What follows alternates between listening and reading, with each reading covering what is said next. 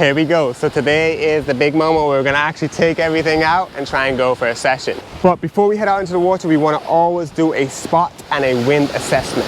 You wanna fly the wing on the beach for a little bit to kind of feel how much power you got. Make sure you got some tension in that wing. If there's no tension on the beach, no point even going out for a sesh, because you're not gonna have enough power to get going. So always do that beach test first, make sure you got power, and also assess your beach. You want to always figure out where the wind's coming from. Today the wind direction is kind of like this, straight on. So this is kind of my wind window and angle. And this angle is super key because this allows me to kind of have a gauge of what's going to happen when I get into water. So today, if I get riding and everything goes good, I'll kind of be able to get an angle like this.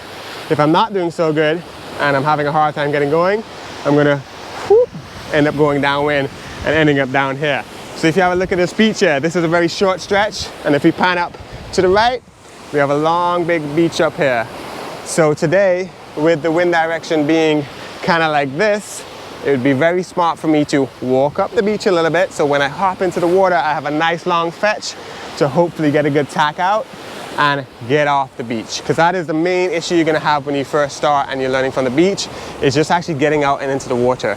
The wind wants to constantly blow you back to the beach, and until you learn how to kind of angle upwind and keep that angle off the beach, you're going to get blown back to the beach super quick. So simply walking upwind, figuring out this angle. If this angle were to change, this would be even harder. If it were to change like this, it would be super easy to get out, because I could just kind of head out and the wind would kind of start pushing me out.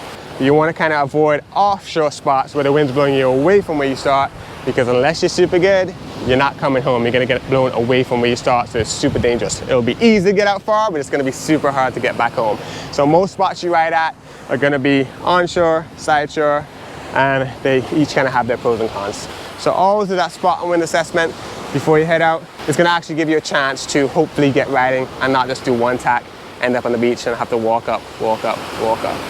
And that's why here in Antigua, we actually always take you out with a boat. So for your first lesson, when you try and put everything together, we don't just have you start from the beach. We actually take you way upwind on the boat so you can hop in, not stress about losing all your upwind and going downwind super quick. And that's really key for just being able to get the reps, getting on the board, get moving, and not have to stress about running out of space.